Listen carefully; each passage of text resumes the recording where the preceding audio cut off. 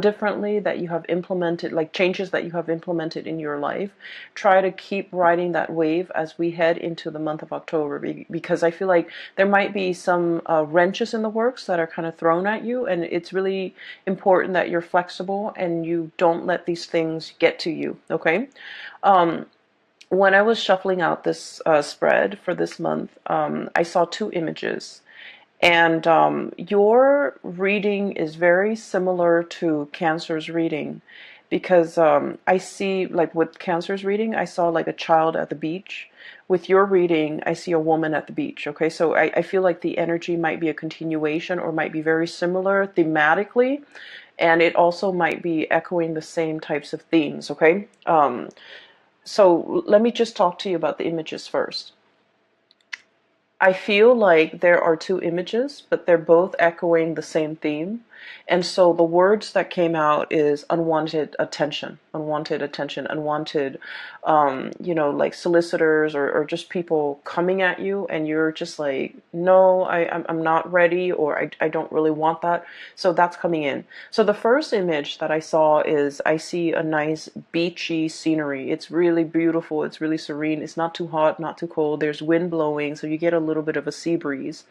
And I see this beach, and right at the shore, okay, so right where the water hits the beach, there's a woman. She's got her water shoes on and she's jogging. Like she's jogging. She enjoys the sea breeze. She's just there on her own. She just wants to be left alone, and she's jogging. Um, and she has her headphones on, right?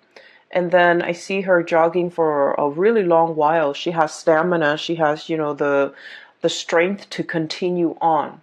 And then I see this young man. He's like he's wearing like board shorts. He's on a bike, one of those trick bikes that a lot of young men or young um, or teenagers ride, and they do like wheelies and they do tricks.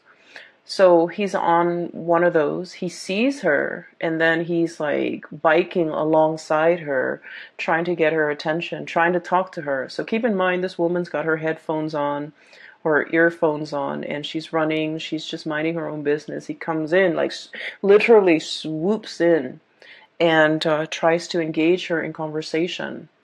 And she knows that he's interested in her, but she's like answering some of the questions, but she doesn't stop. She keeps going. She keeps going.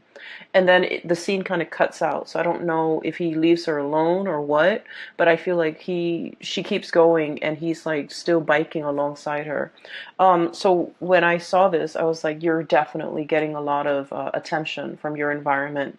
Some of it could be like unwanted attention, getting a lot of suitors, getting a lot of people wanting to be around you, and especially people who are popping out of the woodworks. They scope you from afar, and then they kind of beeline it for you.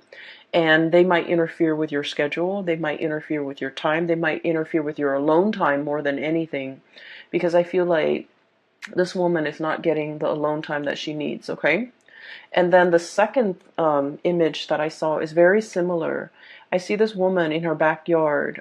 She's got a yoga mat on the ground, and she's like, in the lotus position, trying to meditate, working on her breathing techniques, trying to clear her head.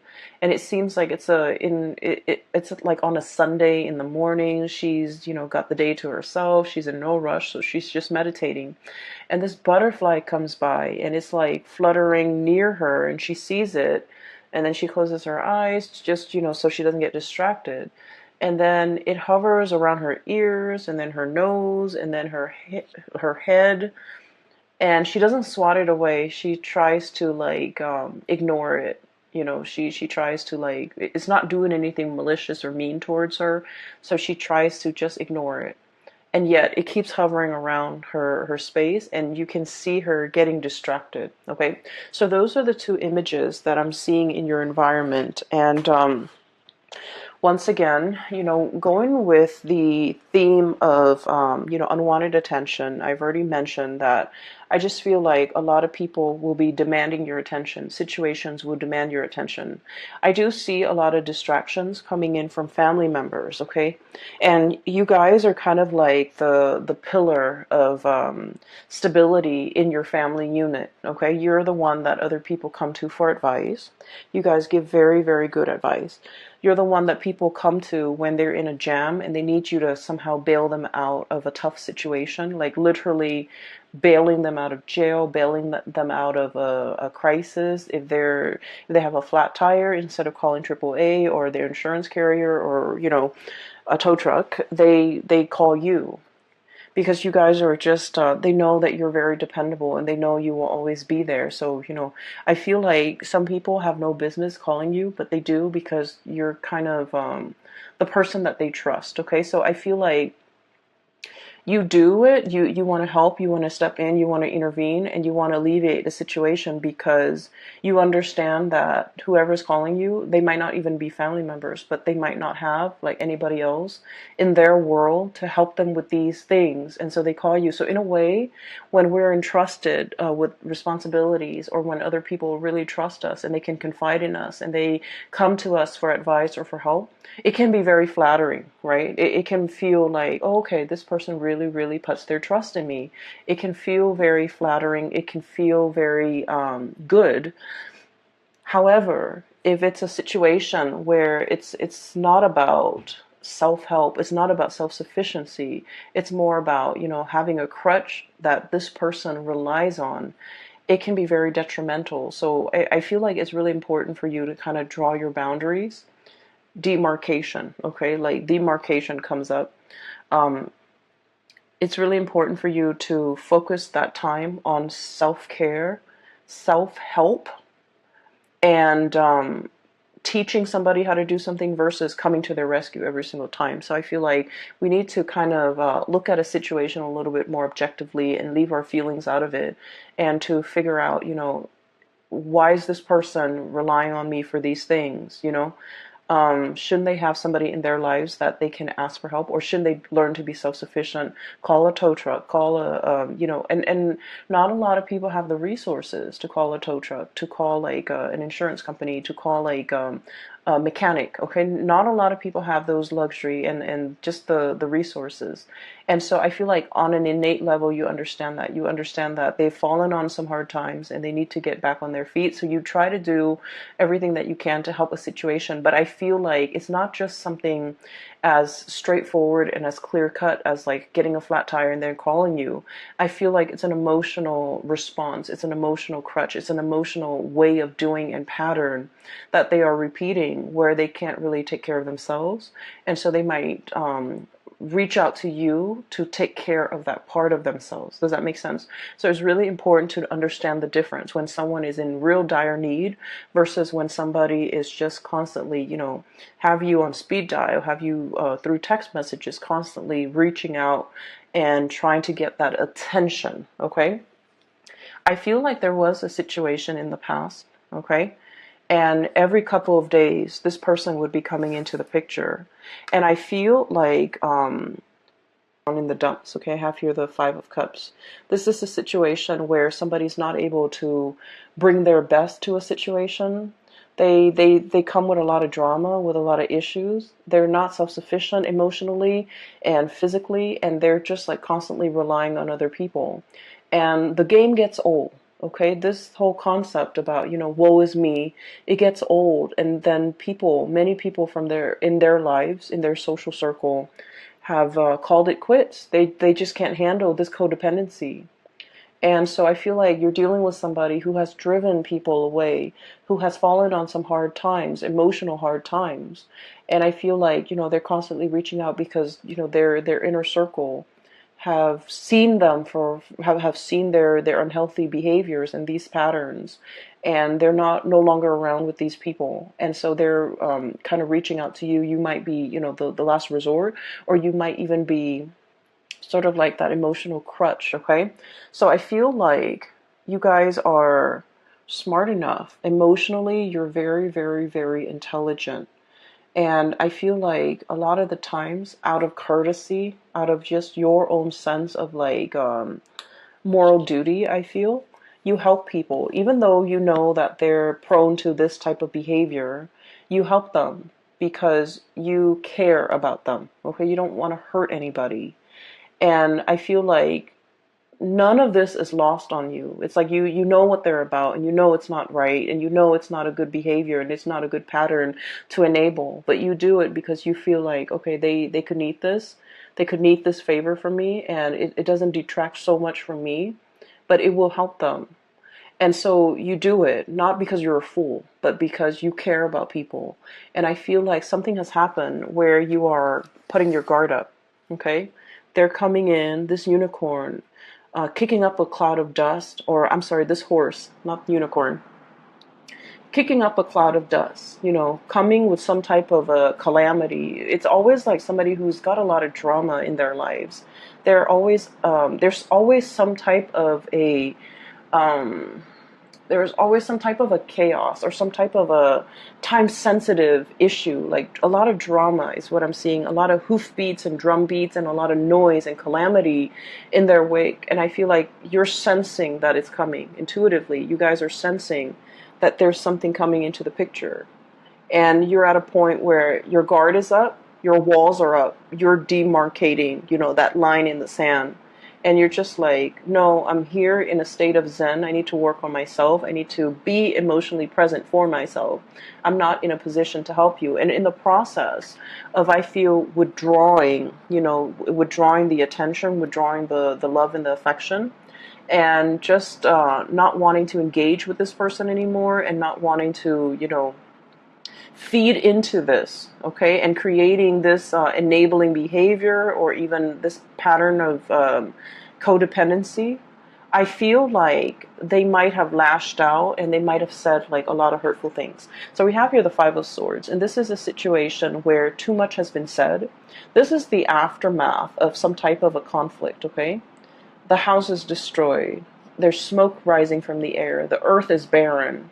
And this person, rather than feeling remorse, they're like, it is what it is. You hurt me, I hurt you. You withdraw affection from me, I withdraw affection from you. And I will decimate or desecrate everything that's in my way. So I feel like you're dealing with someone who's, the word spoil comes out, and needy and spoiled, and someone who wants to win at all costs, okay? They don't care that the village, the civilization gets destroyed.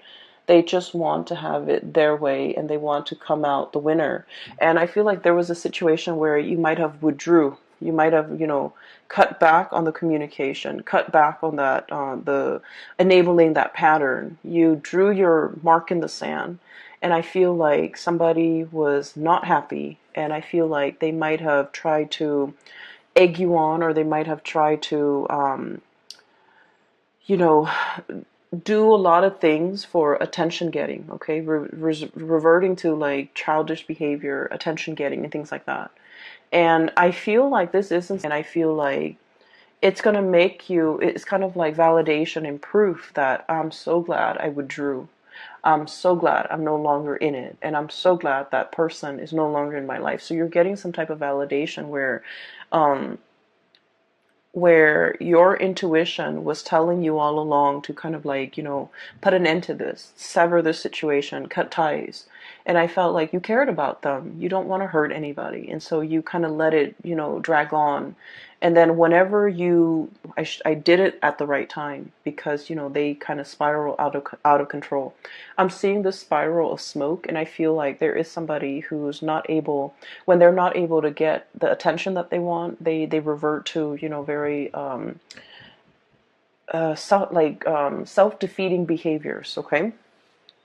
On the flip side of this, I do feel like there is a situation here where you have people at your doorstep, people coming in, getting, getting like a host of invitation, receiving a host of invitation to do things, as well as getting people to come into your house, into your space, sharing space with somebody. And I'm also hearing the word like communion.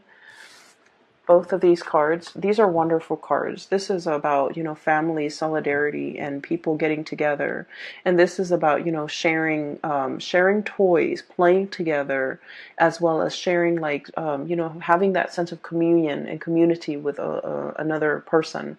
I feel for many of you, this is a significant other that you might be dealing with.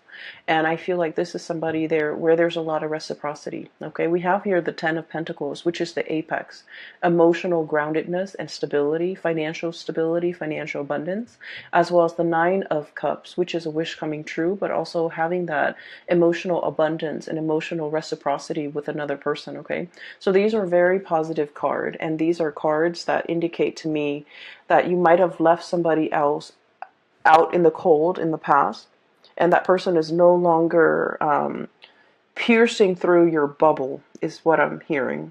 They're no longer affecting you on an emotional level.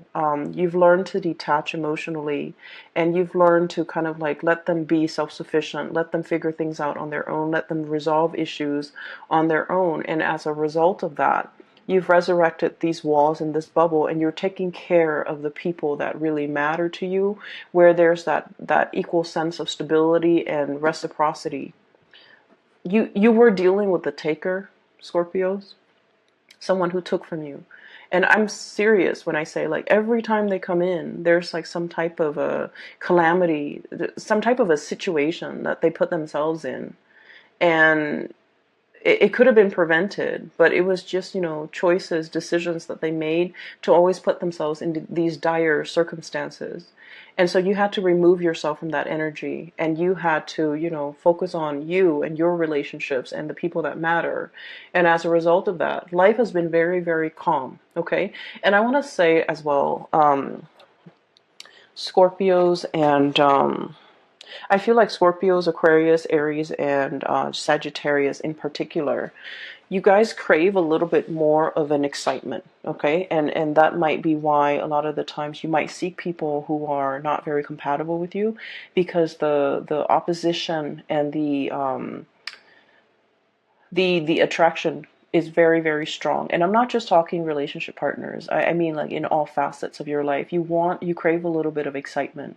And so I feel like this was an exciting person that was, coming at you with a lot of chaos all the time. Maybe even before that, you're working on yourself, building up your emotional sense of self and then your financial stability, and things have been going really, really well for you.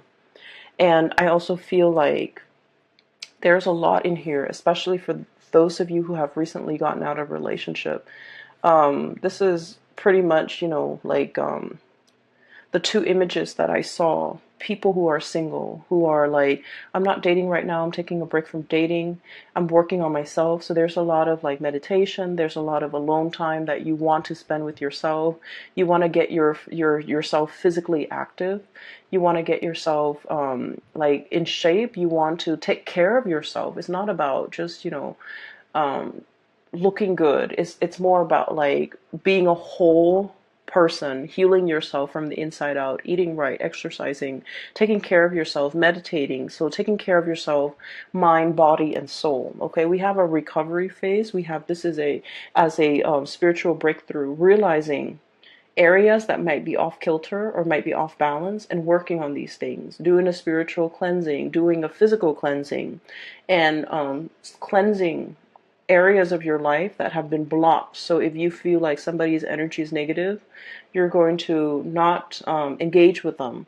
If you feel like someone's taking a lot of your time and you don't even have time for yourself, you're choosing not to engage in that way. You're learning to draw boundaries. So this is a lot about self-care, self-work, healing.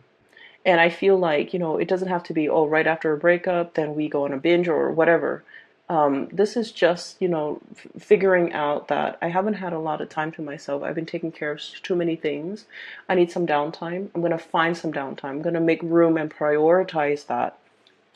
And I feel like for some of you, there might have been like some I'm seeing like food allergies. I'm seeing like issues when it comes to digestions as well, because this is really prone to overeating as well. Okay, so I feel like you might be doing a cleanse. You might be doing some type of a dietary change, and you're taking it one step up at a time. Okay, so testing the waters, doing things in moderation, not doing things in excess. And I feel like this is all areas of your life. And so, what I'm sensing as well is there's a situation here where you're very much focused on that, and vibrationally and spiritually, you're on a very, very high level. You're aware of what you need to do, and you're aware of the behaviors from other people that have not been conducive for healing and for, really spending time with yourself. And so, you're on this path, on this journey here towards self care, learning to put yourself first, learning to, understanding, I feel that just because we love somebody, it doesn't mean we want to enable bad behaviors. Okay, it's not about calling people out on it and being mean. It's just about detaching yourself from things that are not good for you and focusing on self-care. And when we are focused solely on self-care, we are ascending. And I feel like your vibration is really high. And a lot of people energetically, they feel that and they do cling on to you.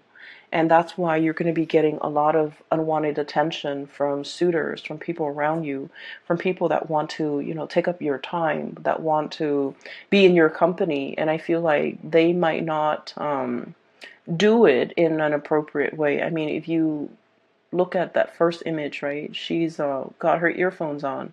She doesn't want to have a conversation. She's at the beach. She's running. And the guy just keeps pestering her. Okay, so it's like it's very inconsiderate, and it's like clueless, not being able to. He's not able to read the social cues.